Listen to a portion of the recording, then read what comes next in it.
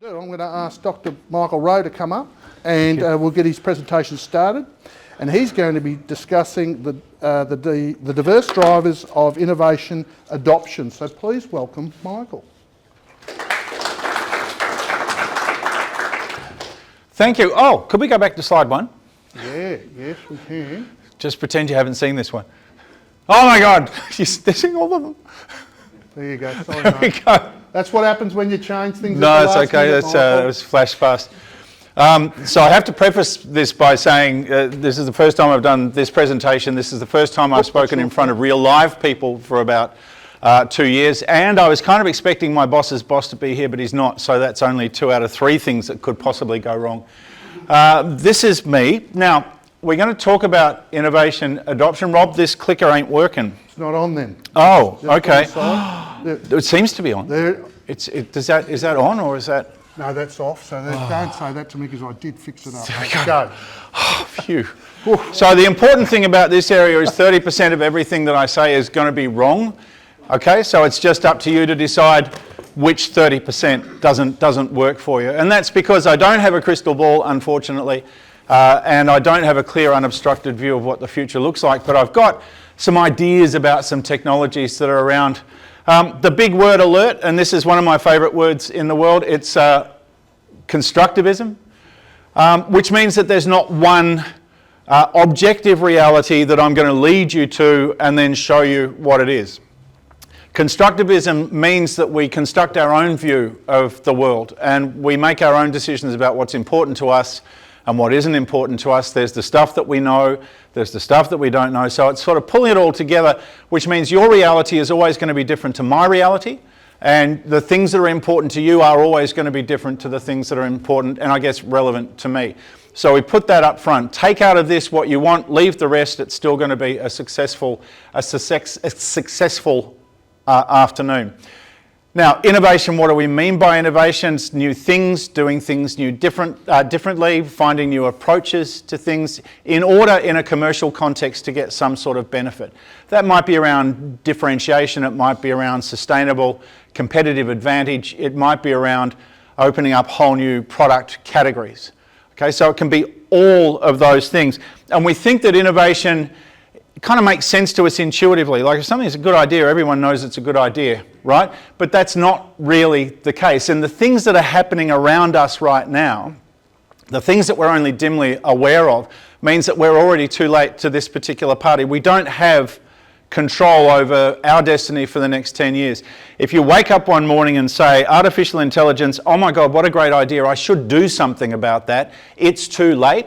Because very large organisations with access to more data than you'll ever have spent decades and literally billions of dollars with the smartest people money can buy to establish things like Google. When you say, hey Google, there's a whole bunch of AI sitting in the background there, their advantage is too far and they are moving too fast for anyone to practically catch up to. So in a lot of ways the die has been cast, and so what we do, instead of being the setters of the agenda, we have to analyse the agenda, understand the agenda and make advantage where we can find it. Now this is a piece of theory, don't worry too much about it, but I felt so good when I found Dave Snowden and this Cynefin model, because what it said to me is that different environments require different responses, okay? So this is the one that we're used to, best practice, where there's one right answer, there's one best way of doing it. We've optimised our path or we've done all of the analysis and we know exactly what we need to do. That's fantastic. The relationship between cause and effect is obvious to all. A complicated scenario is a little bit different, and this might be where we bring in some experts. The relationship between cause and effect requires some analysis. We have a range of choices and we can kind of figure out what's the right way of going. So if this is about, scale production, scale manufacture of a product, this might be, how do we innovate that product? How do we do our second generation of that product? We'll have to explore to understand what that is. The third area here, which is this side, is really where we spend most of our time now, is complex, where what works is only really apparent to us in hindsight. When we look back on it, when we look back on the internet, we can go, oh, of course, eBay, why didn't I think of that? Or Amazon, obviously, but at the time, We really didn't know that. And the example there I always love is that Facebook and MySpace matured at about the same time. Rupert Murdoch is a man who I deplore as a human being but respect as a businessman. Started off with one title in Adelaide and built a global empire in less than one lifetime. I can't do that. So he's pretty good when it comes to business. He invested heavily in MySpace. So two-horse race, pick the wrong horse. That's not something he does very often. So that tells me that if we were sitting back in 1980, think of a number 7, and I'm saying, I reckon MySpace is going to work, and you're saying, I think Facebook's the way to go. Well, no one's right. We don't know until we look back on it. It's a complex environment. And then this one, chaotic, is where we are kind of in a lot of ways now. Donald Trump was kind of a chaotic politician because he went in and he did a whole bunch of stuff that couldn't possibly have made sense. I mean, we've had politicians trying for office and they've been so manufactured so they don't put anyone off, and they've been treading this line trying not to offend anyone. He just comes out, does everything wrong, offends everybody, does a whole bunch of stuff that everybody is aghast at, and is still one of the most popular men in America. Doesn't make any sense. The chaotic thing, no relationship between cause and effect at systems level. And as I said, we spend most of our time now here, but we're moving from complex to novel practice, which means when your boss or when you talk to your people and say, give us best practice as far as implementing AI, what you don't realise is there's no such thing. You're here. You've got to act. You've got to do stuff, figure out if it worked or not, and then try again changing your approach with a different approach. That's the way that's going to work. So we can't take a best practice mindset into a novel practice environment. Come in, please. Have a seat. Which means models like this, the product adoption curve and all that sort of stuff, which have given us comfort for so long, no longer work. They do in some cases, but we can't rely on them. Okay, so I said before, common sense. We know a good idea when we see it. It makes perfect sense, so clearly that's going to be a winner. And the example that I love to use here is horses versus cars. If we go back to the turn of last century, we're standing on a street corner.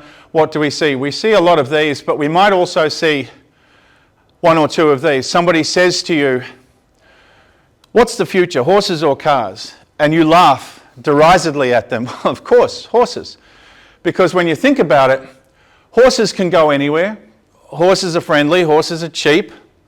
Horses are very low maintenance, more or less, if they're not racehorses. They're reliable. And if you want another horse, you just kind of bang two of the ones you've got together and you're fine. With cars, particularly at the time, they don't go everywhere. They're not friendly. They're loud. They're uncomfortable. They're awkward. They're not cheap. They're certainly high maintenance. They're not reliable. And if you bang two cars together, you don't get a Mini. You just get a whole bunch of problems. And I use this as an example because horses logically, rationally are so much more logical that we want to invest in horses going forward because they have all of the advantages.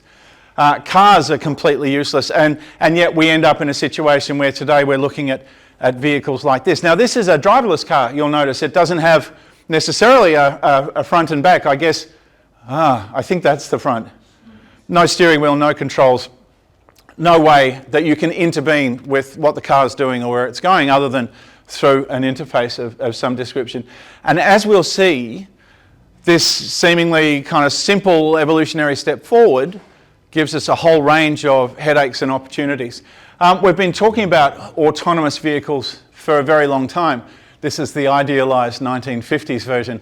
I prefer today's version. But even then, we weren't able to do anything about it. Today we can't do anything about it. James Dyson, the vacuum cleaner guy, now that everyone in the world has a Dyson vacuum cleaner sitting in their laundry, he has to figure out another way of making money. He went into the autonomous vehicle business. He set up a development team, spent literally hundreds of millions of dollars, and then walked away saying, I don't know how to do this. Apple have a car under development that the team has come together to work with, and then it's been disbanded, and then it's been reconstituted, and they've brought in experts. They're finding it very hard to make it work. So there's a bunch of stuff that happens before this becomes reality, but when it does become reality, it's going to look something a little bit like this. So not kind of sexy, but functional. Okay, so when we think about autonomous vehicles, my first thought is, oh good, I can go to the pub and I don't have to worry about driving home. Score. What else does it mean? It means that we're not going to have to own cars. It's pointless to own an autonomous vehicle because it can be driving more or less 24 hours a day, so why do we own it? Why is that important? Last year, the 2021 figures, new car sales, about 1,049,000 vehicles were sold. If we say each car, on average, $30,000, that's $30 billion worth of revenue per year that's not going to be going through our finance companies. That, I think, will have a material impact in a range of areas. Second thing that we can say is that public transport becomes redundant. Why do we have public transport? We have public transport for people that can't afford cars or for whom cars are inconvenient. Well, in this case, because we don't own cars, there'll be a car plan that's going to be as cheap as public transport is. I mean, public transport's not cheap. And so why would I use a train when I can have my own car whiz past? You know, I've got a service level agreement with Toyota and they get me a car that they say I can run maybe 40 trips a month or 500 kilometres a month. That's going to cost me $300 for the month. They guarantee to have the car in front of my front door within 3 minutes of me pushing the button. All very kind of achievable stuff. Why would I ever go on a train again? Which means we've got this thing. Daniel Andrews said this is a little bit old, but his government's plan for a new airport rail link is going to spend $13,000 million to build 18th century public transport. If he spent that money on infrastructure to promote autonomous vehicles going between those two destinations, he could kickstart an entire industry and maybe be world leading instead of doing this stuff which is putting us right back. So the other thing that we've got here is no more crashes because they're autonomous vehicles, they miss each other. So when we think about the hospital resources that are dedicated to road trauma, we don't need them anymore. That's going to, how we repurpose that, those facilities, what this means for medicine, wait and see. No more traffic lights, so you don't stop at lights. Traffic misses itself as it goes through intersections. You won't be stopping when you're going from A to B. And so your trips are going to be faster. Road capacity increases probably by a factor of 2. If we don't have to stop to go through traffic lights, then traffic won't back up, which means there's going to be more cars able to go down a given piece of road at a given time. No more parking garages. Oh my God, hundreds of thousands of square metres of space in the city behind me that could be repurposed for, I don't know, whoever is the entrepreneur that figures out what to do with floors that are gently sloping. Will do very well. Maybe it's going to be some form of industrial architecture, agriculture. Vertical agriculture is a big thing in a number of places. Repurposing buildings. Maybe the people that take over the car parks are going to be farmers. I don't know. No more petrol stations. We'll talk about this a little bit later on. So the important thing to get out of this is the understanding that there are 3 levels of impact when a new technology takes over. And this is where the opportunity is, okay? The first order impacts is the user. I can go to a pub, get drunk, and then get home safely without having to drive my car. That's me. That's great. I feel good. That's where most people will stop in their thinking. The second order impacts relate to our stakeholders. So these are associated businesses, suppliers. If I'm a petrol company right now, I'm saying, Jesus, how do I get into recharging? So BP has already transitioned to an energy company instead of a petroleum company. There's a great opportunity out there now. If somebody had a business that said, their value proposition is, for $30,000, we will install a recharging post out the front of your store, within a week. So, because there's no recharging post in Melbourne that I've seen, and I get around a fair bit. I'm sure they're there, but they're hiding because we don't want to frighten people. But if there was a business that could put them in reliably at a reasonable cost, presumably that would be part of the supporting infrastructure that would enable this absolutely to flourish. So the second order impacts, you think about the hospitals, you think about the insurance companies that have so much capital tied up in insuring the stock of automobiles on the road. 1 million a year, but the average car lasts 8 years, let's say a fleet of 10 to 12 million vehicles that are insured through insurance companies. That's a lot of gross premium income, which they will be denied. How do they repurpose what they're doing, and so on. And then this one is the one that I really, really love. This is the one when I can't sleep at night, that's the place I go. Third order impacts, previously unrelated businesses. Businesses that you wouldn't think would get caught up in autonomous vehicles. And the example that always gets me going is the advertising industry. The richest man in 20 years' time will be the person who saw how to integrate advertisements into autonomous vehicles. And we can talk about that a little bit later on. Okay, the other thing that we need before we can do all this, and we sort of hinted about the infrastructure requirements, is we need these 4 things. And anyone in this room could be part of any of these 4 things. In fact, we might be in different categories. We need the technical capability to do that. So, you know, the iPod came around at a particular time because battery technology allowed it, hard drives were small, enough people had the internet, bandwidth was there, storage was cheap. All of these factors came together at the same time, and bang, the iPod appeared. So without any one of those things, if we didn't have the battery tech, if we didn't have the low-cost storage, if we didn't have the miniaturized hard drives, then we wouldn't have had the iPod. So thinking about different technologies coming together to create opportunities for creating value for customers is really important. That's where boundary scanning really works. Hey, can I laser this? Yes. Yeah. Ah, that's not really impressive, but that's okay. Latent market demand. You need people. You need people that an audience that's going to respond positively to this. And in order to do that, you need to solve a big problem for people. If there's latent demand there, given the opportunity, they'll all go, "What a great idea." Uber, a company that I absolutely detest. Absolutely, it's just, you know, it's a great way of losing billions of dollars per year being Uber, and that's what they do. Never made a profit. They keep changing their strategy every year just to keep sort of stakeholders on side. They're never going to be anything. They're terrible. Their whole thing was, we have an app now, so you don't have to wonder where the driver is. You can see on the map where the driver's coming. And all of the legacy taxi companies were going, "Oh, why didn't we do that?" The latent market demand is, if I'm waiting for a cab, I do want to know, I don't want it to be a surprise when it turns up, you know? So if I can see it on my phone, bang, why would I go anywhere else? You've solved a huge problem for me. Latent market demand is very important. Regulatory enthusiasm. Talk about Uber, the reason why Uber was so successful, that gave the government a huge problem, because here we have something that is better for customers, it's cheaper for customers, solves a whole bunch of people's problems. Oh, did I tell you it was illegal?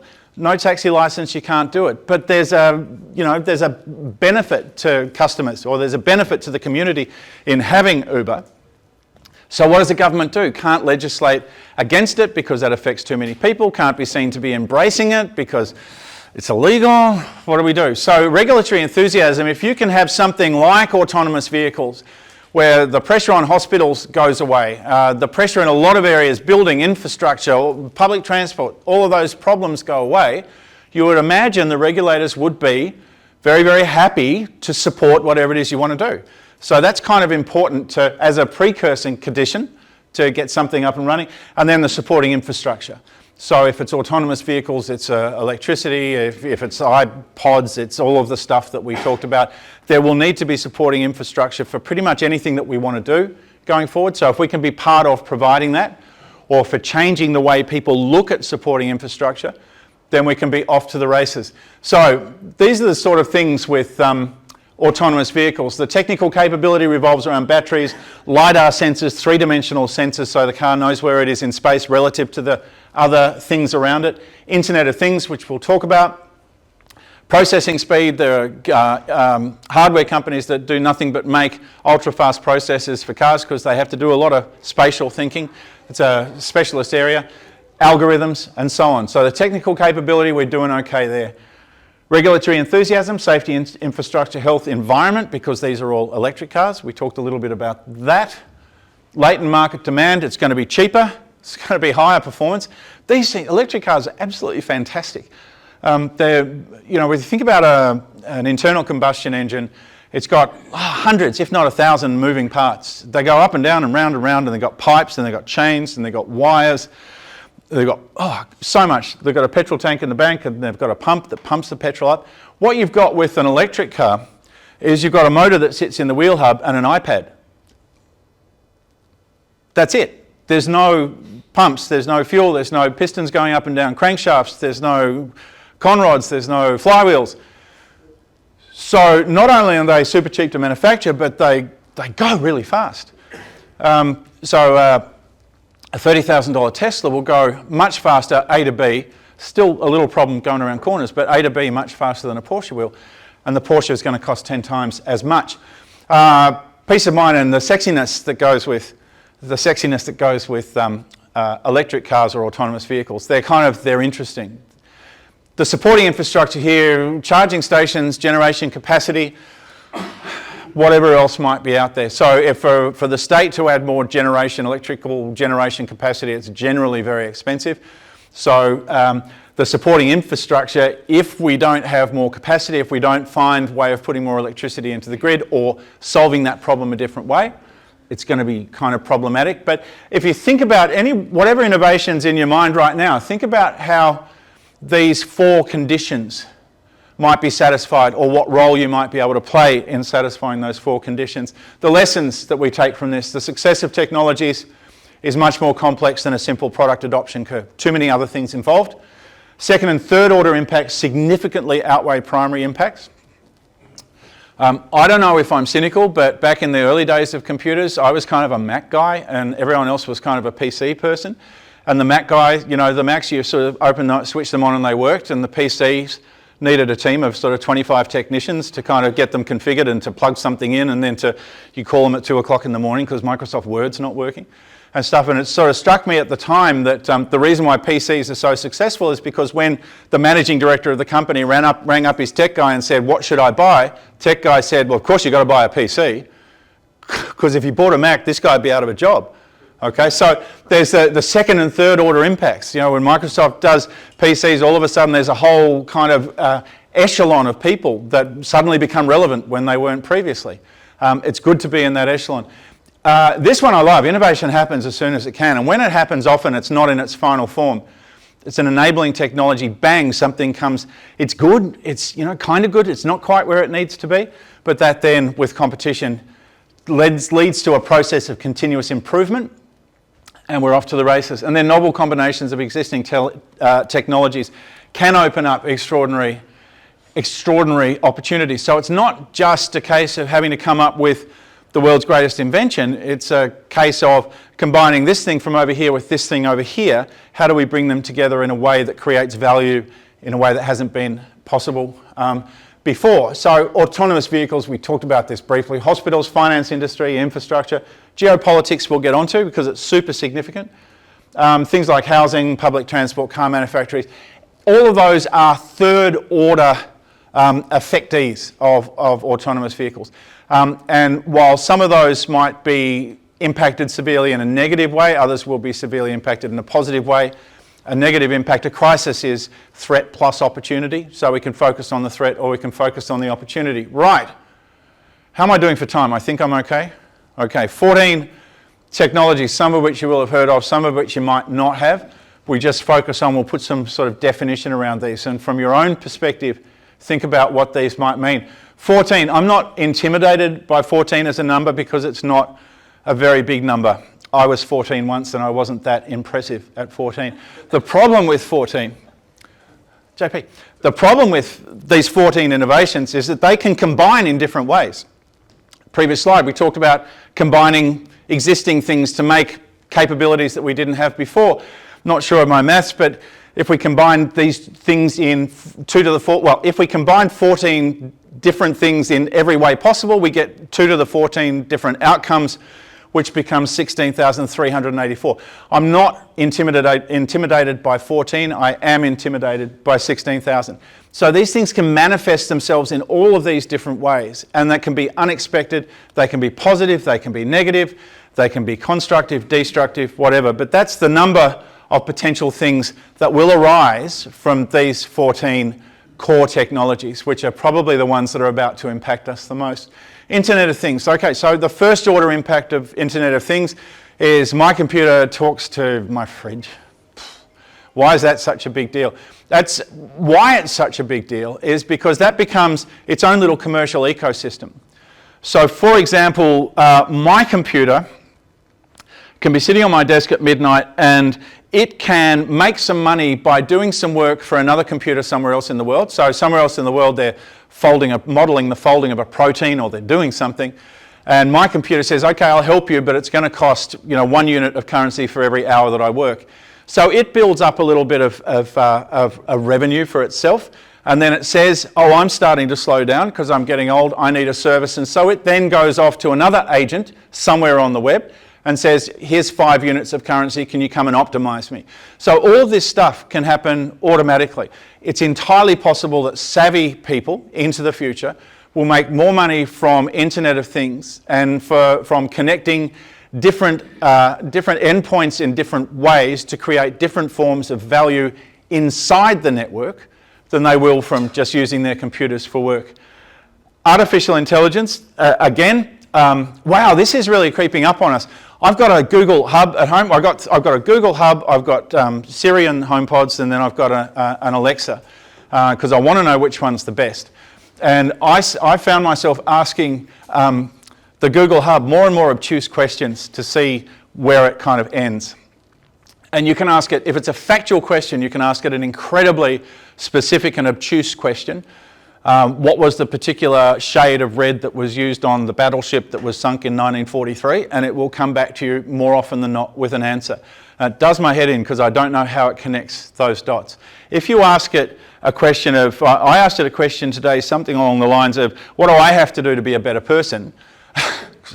In one of those moods. No, I just thought it was the sort of bullshit question that it would probably like. And it came back and it quoted a website at me, which I thought, oh, you're not going there, that's good. But it probably knows more about me than most people do because we spend so much time together. But that's the first order impact, okay? That's the easy stuff. We can go with AI, and if we start thinking about its ability to take information from a vast array of sources, and then interpret that information, understand that information, reconfigure that information in different ways, then it becomes both more significant and a little bit scarier. So imagine being able to read, understand and combine information from every medical journal ever published. I would argue that in 10 years' time, if you say, I'm going to the doctor and the doctor just sat there and diagnosed your illness, I'd be saying, go get a second opinion from a laptop somewhere, because the doctor hasn't read the 200 articles that were published yesterday on all sorts of medical conditions, whereas the AI will have. Able to combine data from a variety of sources to create new knowledge. If you think about it, if we have an A4 sheet of paper and we fill it up with letters, okay, those letters can be combined in an awfully large number of ways, but one particular way those letters could be combined would be the formula for Coca-Cola. Another particular way might be a list of all of the Melbourne Cup winners for the next 500 years, or whatever. So the data is unimportant. The way it's organised is important. And that's what AI bots are extremely good at doing. So this idea of being able to ask it any question in the world, how can I travel faster than the speed of light? Bang, here's an A4 sheet of paper that tells you how to do it. I don't think that's going to be the exception. I think that's going to be approaching the norm. Able to answer every question that can ever be asked and do so truthfully from a basis of fact, and being able to extract data from the Internet of Things to accurately predict everything. Minority Report, here we come, but we're very, very predictable people. Or as a species, our behaviour is very, very regular and easy to understand. Wordle, okay, anyone here Wordling? Anyone not Wordling? Probably a better question. My people. I refuse to. But a friend of mine was Wordling the other day, and I was kind of having a look as it was going on, and I could sense the attraction, and it occurred to me you've got millions of people Wordling all around the world, and what that data tells the central Wordle thing is how people make decisions and how different people make different decisions. And if they can link your behaviour to all of the other information that you have available to people on the web, then that AI has a significant understanding of human behaviour, which is, as a data set, it would be unbelievable. And then you think, well, how would we go about extracting value from that? We'd use AI. I don't know, because I don't have to solve that problem. I can use the computer to solve that problem for me. So it could be good, could be bad, but this is all the stuff that's out there. So the attractive kind of, I ask it a question, it gives me an answer, I set an alarm and it rings at the appropriate time, or it turns my air conditioner on. That's fabulous, but that's just irrelevant to what AI is actually going to be capable of doing. Synthetic biology, no one knows about synthetic biology, and it's just breathtaking. The idea with synthetic biology is that we engineer new biological processes by taking these things called biobits and arranging them in different ways. This isn't science fiction. You can go on the internet now and order biobits that will be sent to you. They're in refrigerated. They come to you in a foam case, with dry ice and all that stuff. And then you can arrange them in different ways to have different functionalities. So very simple things like you can have a biobit that generates an electrical pulse when you shine a blue light on it. Okay? Then you can have another biobit that ejects a bit of insulin when it receives an electrical impulse. You put those together, you're a diabetic, you implant it, all you do is shine a blue light on your arm a couple of times a day and you're fine. That's the starting point. There's no reason why we couldn't grow houses using biobits. There's no reason why we couldn't construct organisms that eat petroleum and turn it into water. There are so many things that we can do on a micro scale and then on a macro scale. It's really amazing stuff, putting the engineering back into genetic engineering. So it happens on a macro scale rather than a micro scale. Quantum computing. This is a really interesting area because there are maybe 3 or 4. Amazon's very big here, IBM is very big here, and Google is very big in quantum computing. And they've solved kind of most of the problems except the signal to noise business. There's still a lot of noise. And so they characterize quantum computing as like watching an old TV that's sort of the antenna's not working properly and you can see what's going on but not very well. That'll change over the next 10 or 15 years. The first kind of credible journal article I read about quantum computing talked about a machine that was in Canada made by a company called D-Wave. And they said in the article, peer-reviewed article, so probably factual, they said they realised that this was most likely operating in the quantum realm when it answered the question that they were going to give it before they gave it the question. Okay, so you look at it and you go, yeah, right. And then you start doing a bit of research into quantum physics and the quantum realm and all of the counterintuitive things that happen there. And then you sort of go, well, maybe that was right. We won't ever use Excel on a quantum computer, but the people that have access to them will be able to crunch unimaginably large amounts of data in ways that we can't currently conceive of to give outcomes that will be enormously powerful. This is one of the classic ones where, like AI, quantum computing is, there's a lot of research going on, a lot of papers being published, a lot of them coming out of Google and IBM. And it's going to fundamentally change the dynamics of the future. So there are commercial opportunities, there are commercial threats there. Quantum computing could solve problems that would take today's computers literally eons in the time it takes to grab a cup of coffee. That's not hyperbole. That's, if anything, understating the power, the unbelievably incredible power of these things. Blockchain, and I've got Hashgraph here because blockchain, everybody's, oh, blockchain, but it's really a terrible, terrible thing. It uses enormous amounts of energy, it's very, very slow, and it costs money to use. You may have heard that stockbrokers in the US locate their offices physically close to Wall Street because the amount of time it takes the signal to go from the office to the floor, the trading floor, measured in milliseconds or microseconds, can have a profound effect on the price. Like if something's sort of rising or falling, they want to get there straight away, and if they're a microsecond later and other people have got there first, well then they lose that trade. So they're physically almost co-locating. The buildings around the stock exchange are almost co-located with floors and floors of computers where traders execute their trades. The reason I say that is because if you want to execute a trade on blockchain, 8 to 12 hours. Not 8 to 12 milliseconds, 8 to 12 hours. It's a problem. And it's the power requirements. And they say that the power requirements of the blockchain basically offsets all of the gains we've made in renewable energy. So all of the wind farms and all that sort of stuff, all the power generated by that is being sucked up by these miners, these blockchain miners.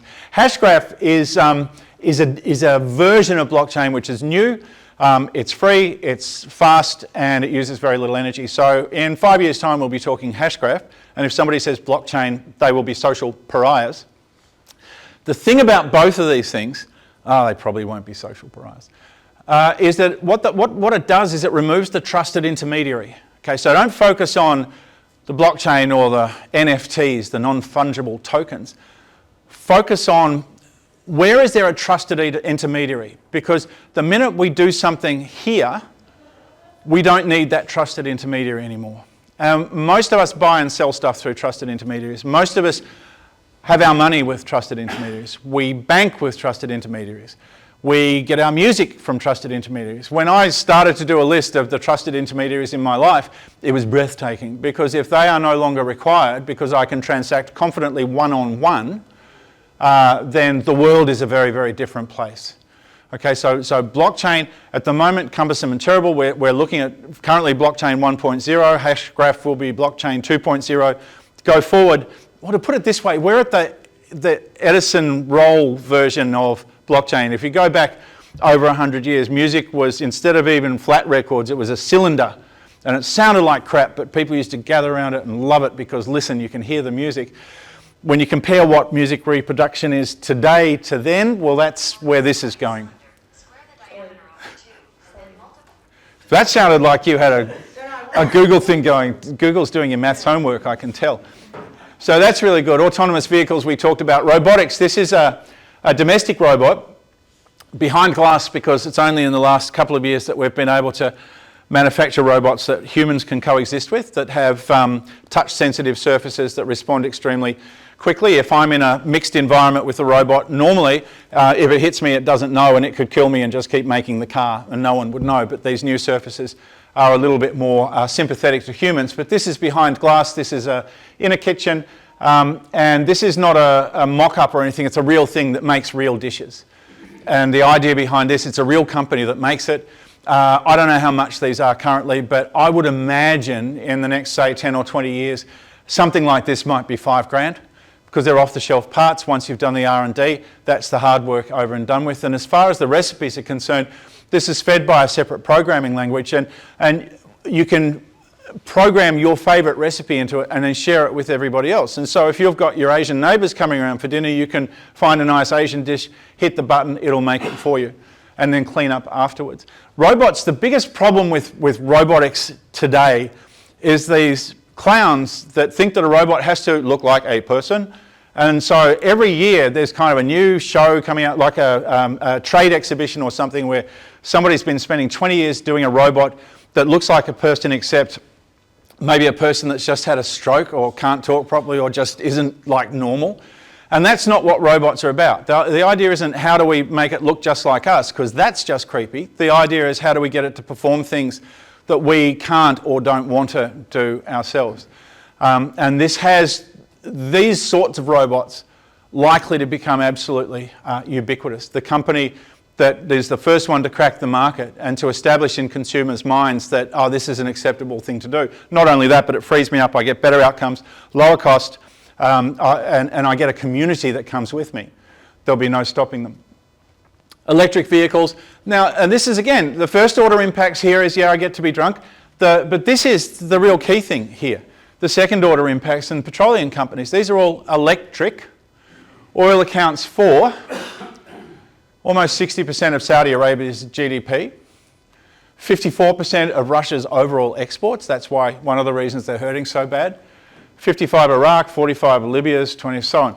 So there are a lot of countries out there that rely for political stability, for their governments to function, require oil to be in demand and to be at a sufficiently high price. When we all transfer over to electric vehicles, which is going to happen faster rather than slower, once those four preconditions are in place, particularly the supporting infrastructure, these guys are no longer going to be of interest to very many people. And you can expect that there's going to be some significant impacts. And in fact, the Russia thing, with the decrease in Russian oil revenues, I know they've got pipelines to Germany and those sort of things, but I can't help but think maybe the decline in the oil price prior to the war may have been some factor in Putin's thinking and starting a conflict. These are the things we talked about, opportunities for infrastructure and so on. But the good news is obviously that it's more environmentally aware if we use sustainable energy generation, which is where we're going to. Genomic health, this is pretty well known now. 23andMe in the US will, give them a swab, they'll analyse it, and they'll come back and they'll tell you your racial background. Ultimately, that will become a predictive medicine service where they'll say people with your genetic breakdown are more likely to have heart attacks or whatever. And they will then suggest interventions that you can make as a younger person to lessen your chances of having that in the future. That is going to really change the face of medicine. We're starting down that path now. Maybe that's 20 to 50 years, but that's going to be huge. We're even currently editing the DNA of embryos so that they don't have hereditary illnesses, which I think is kind of extraordinary. 3D printing, additive manufacture, we think about that as being cheap plastic, kind of rapid prototyping, but we're doing more and more stuff now, additive manufacturing using tungsten. We're manufacturing, RMIT in Melbourne has a big additive manufacture centre where they make vertebrae for people that have back injuries, and they sell those commercially. We can 3D print biological parts. We can 3D print dinner. We're still waiting for that breakthrough where a 3D printing application becomes commercially viable. The ISS orbiting above us, they don't send parts up to the ISS. They have a printer up there and they just manufacture their own parts in situ. Big data, Internet of Things, artificial intelligence, big data, we're all leaving breadcrumbs everywhere we go. Everything that we do is observed or recorded in some way. We're grateful currently that no one's really smart enough to do that much about it unless at election time, where companies like Cambridge Analytica are very good at taking data sets and being able to tailor messages specifically to particular demographics to change their voting intention. And while that's relatively benign, there are some implications of that. But I don't even want to start with big data because they talk about data being the new oil. And I had another guy speaking about it, and he said it's not really the new oil, it's the new soil. We grow stuff in data. It's really important to us. Too much to cover here, but a real significant factor.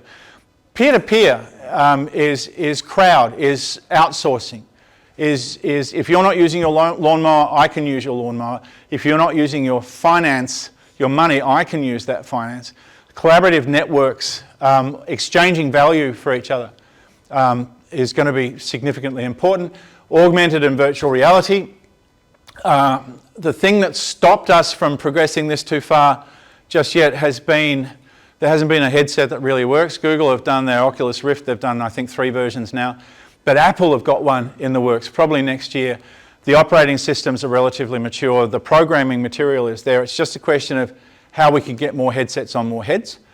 Once that happens, the world absolutely changes. So probably, education will certainly change. A lot of, training and so on will change, but also things like instruction manuals and so on. If I want to learn how to use something, I don't watch a YouTube video, I put my headset on and it's all around me and I interact with it and so on. If you are not active in augmented reality or virtual reality now, that's a real place to spend. You spend a couple of $100, you get the Oculus headset, you try a few of the games, and then you go, okay, my head's just fallen off because this is incredible. The 14th technology is China. Okay, not really a technology, but from a very Western Anglo-centric kind of perspective, it's easy to overlook what these people are doing and the way that they're doing it. And unless we factor China into everything that we do, then we're going to miss out enormous opportunities. And they are shaping industries, shaping design, shaping technology. They have long-term government policies geared towards innovation. They're owning standards. So the HDMI standard, that means I can plug anything into my TV. Well, they are proposing a large number of standards that they own, which means they own the product pipeline, which means we need to be very cognizant of them. And that's that. So we've got just a few slides to go. How do we capitalise on this? How do we realise the potential here? This is one of my favourite pictures in the whole world. This is a board of directors. Can you spot the old white guys? And I love this poor lady here who's actually not an old white guy, but she's making sure she fits in. And this is not the solution, this is basically the problem. Okay, so the lack of diversity. So the very first thing is adopting diverse perspectives. I like this idea of constellating. So when we constellate, in our current organisations, we have organisation charts that go up and down. We go up the ladder or down the ladder, despite the fact that most of the transactions are horizontal. The value I add to an organisation is how I interact with those at my level, not necessarily above and below. So that model is flawed to start with. So instead of an organisation being a series of people in job descriptions, a constellation is an assortment of stars arranged in a balanced way. Okay, so I like the idea of no structure or little structure. I like the idea of an organisation that can reconfigure itself around talent rather than job description. So if we find something, a new influence comes up, we change the shape of our organisation effortlessly by rearranging the talent resources that we have. That's the first point. Second point, cross-pollinate. If you're in business, look to what arts are doing, look to what religion is doing, look to what the military is doing.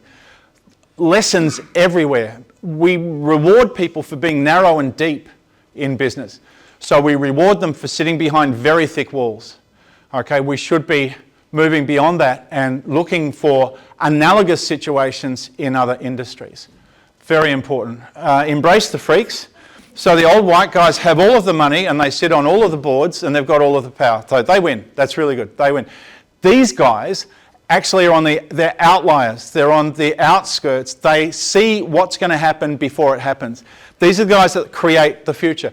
The people that create the future aren't the white Anglo-Saxon Protestant men in their 60s who sit on board tables. Their secretaries turn on their computers for them. You know, these people that we all I feel very uncomfortable being around, they have the original thinking, they have the original perspectives, they are the owners of the future. If we don't engage with them, then we don't win. The final point here is around moving from transaction to relationship. The big lie about business is that it's all about transactions. So I had a successful business for a number of years and we always talked about transaction count and sales increases, comparable sales increases year to year. That meant that we were maximising today. If we move from transaction to relationship, we build sticky relationships. Think about this. Most of the products that are out there are about as good as they can get. If I pick up a camera, it can take photographs in the dark. It can take photographs at 1/10,000th of a second. It costs me nothing to use because I'm not processing film. You know, these things are light and they last forever and the batteries go forever and the cards store 1 million photos. How do you make that better? Hardest job in the world, Mercedes S-Class innovation manager. How do you take a Mercedes S-Class that drives itself, is super performance, has great luxury, parks itself, does everything? How do you make that better? Well, the answer is you don't, because making a better product means you get the transaction. Getting closer to your customer means you build a relationship and they go with you. Okay, so as we move into different spheres, as we change the shape of our companies, as we take more influences from outside and incorporate this stuff in what we do, we have to take our customers with us and we can't do that if we're transaction focused. Okay, so that was the thing. That was the thing I want you to take from this. First order, second order and third order impacts. What it means for me, what it means to other people in my industry, our stakeholders, and then what it means to previously unrelated businesses. And I've run out of time, haven't I? Spot on. You've done so well. Is there a closing comment? No, I've talked enough. I haven't even had. But amazing. What I was going to do, my closing comment. This is maybe something to think about. This is a prototype. I think this is the Google autonomous vehicle. What might be the impact of autonomous vehicles on the advertising industry? We touched on it briefly, but think about how the advertising industry might embrace this. Well, not only that, it knows where we've come from, where we're going to. It knows our credit history. It knows how often we go to the place we're going to. If it goes a little deeper, it knows who we are. It knows who we're with. And we're captive. So, you know, if you're the guy, if I'm going to Lygon Street, I expect in that car, it's going to come up and say, here are 3 offers. You know, have a free meal if you go to this restaurant. And that happens in real time. But you're absolutely on the right track. Lots to talk about there. I'll sit down now, shall I? You've done well, mate. Fantastic. Right, Put your hands together for Dr. Michael Rowe.